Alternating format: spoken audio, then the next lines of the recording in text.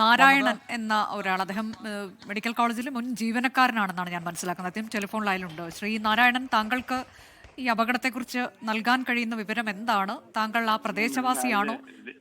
അല്ല, ഞാൻ ഇവിടെ അടുത്ത് തന്നെയുള്ള ഒരാളാണ്. ഇവിടെ ഞാൻ മെഡിക്കൽ കോളേജിലാണ് വന്നത്. മാസ് കാഷ്വാലിറ്റി അറിഞ്ഞ് വന്നതാണ്. ഇവിടെ 35 വർഷം ജോലി ചെയ്ത ഒരാളാണ്. പിന്നെ ഇപ്പോഴത്തെ സ്ഥിതി എന്താന്ന് വെച്ചാൽ 3 പേര് ബ്രോഡ് ഡെഡ് ആണ്. കൊണ്ടിരുമ്പോ തന്നെ മരണപ്പെട്ടിട്ടുണ്ട്. ബാക്കി 3-4 പേരുടെ സ്ഥിതി അതീവ ഗുരുതരാണ്. അങ്ങനെയാണ് നിൽക്കുന്നത്. അതാണ് ഇപ്പോഴത്തെ അവസ്ഥ. ഈ ആശുപത്രിയിലേക്ക്, മെഡിക്കൽ കോളേജിലേക്ക് എത്ര പേരെ കൊണ്ടുവന്നു എന്ന് താങ്കൾക്ക്? 3 പേര് കൊണ്ടുവന്ന് മരണപ്പെട്ടിട്ടാണ് കൊണ്ടുവന്നത്.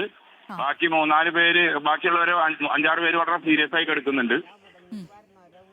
ബാക്കി അതാണ് സ്ഥിതി. എല്ലാ സന്നാഹങ്ങളും എല്ലാം റെഡിയായി എന്ത് വന്നാലും നേരിടാവുന്ന ഒരു സജ്ജീകരണമായിട്ട് മെഡിക്കൽ കോളേജ് വെയിറ്റിംഗ് ആണ്. നിലവിൽ 9 പേരെ എത്തിച്ചു എന്നാണോ മനസ്സിലാക്കുന്നത് നാരായണൻ ചേട്ടാ? അല്ല, എണ്ണം പറയാൻ പറ്റൂല. മറ്റുള്ളവരുടെ ആരോഗ്യം എങ്ങനെയാണ്? അതൊന്നും പറയാൻ പറ്റില്ലാവുന്ന സ്ഥിതിയല്ല. അത്ര മോശമാണ് വരുന്നത്. അതാണ് സ്ഥിതി. നിലവിൽ ആ അപകട സ്ഥലത്ത് ഏറ്റവും അടുത്ത ആശുപത്രി തൃശൂർ മെഡിക്കൽ കോളേജാണ് അല്ലെ? പേര് മോശമാണ്. എന്താണ് സാർ? ഇപ്പൊ നിലവിൽ ആ അപകട സ്ഥലത്തിന് ഏറ്റവും അടുത്ത ആശുപത്രി എന്ന് പറയുന്നത് മെഡിക്കൽ കോളേജാണ്. ഏറ്റവും അടുത്താണ് മെഡിക്കൽ കോളേജ്. അതെ. 1-2 കിലോമീറ്റർ അപ്പുറത്താണ്. നിലവിൽ എത്ര പേര് വന്നാലും അക്കോമഡേറ്റ് ചെയ്യാൻ പാകത്തിലെല്ലാം ഒരുക്കി വെച്ചിരിക്കുകയാണ്. നല്ല സൗകര്യങ്ങളുണ്ട്. കാഷ്വാലിറ്റി സജ്ജീവമാണ്. ഓക്കെ.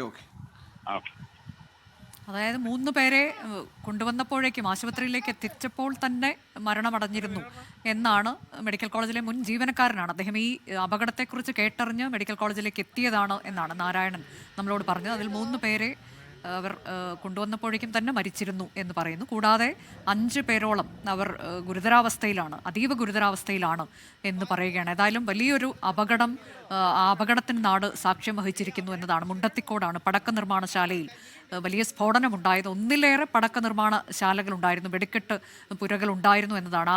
അവിടെ ഇപ്പോഴും തീ നിയന്ത്രണ വിധേയമാക്കാൻ കഴിഞ്ഞിട്ടില്ല, നിന്ന് കത്തുകയാണ്. കൂടാതെ ഇടയ്ക്കിടയ്ക്ക് നമ്മൾ പൊട്ടിത്തെറികളുടെ ശബ്ദം കേൾക്കുകയും ചെയ്യുന്നുണ്ട്. ഇത് ഓർക്കുക, വെടിക്കെട്ട് പുരയാണ്.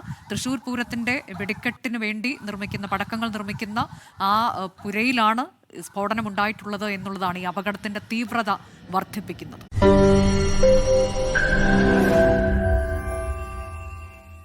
ലോകത്തെവിടെയായാലും ഏത് സമയത്തും 24 വാർത്തകളും ഓഗ്മെന്റഡ് റിയാലിറ്റി പാക്കേജുകളും എക്സ്പ്ലെയിനറുകളും വിശദമായി കാണാൻ ഞങ്ങളുടെ യൂട്യൂബ് ചാനൽ നിങ്ങൾക്ക് സബ്സ്ക്രൈബ് ചെയ്യാം.